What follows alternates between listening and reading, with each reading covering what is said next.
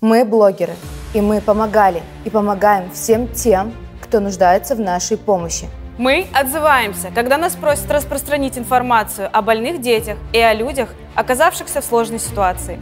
Но мы и вы не проверяли достоверность такой информации. Не требовали прозрачности и отчетности от тех, кто объявлял сборы о помощи. И нашим доверием воспользовались бесчестные люди, готовые наживаться на чужой беде. Мы знаем имена таких людей и их страницы в соцсетях. На собранные ваши и наши деньги они строят дома, путешествуют и покупают машины. Мы блогеры. И теперь мы объединились, чтобы положить этому конец. Мы объединились против бесчестности и наживы под видом благотворительности.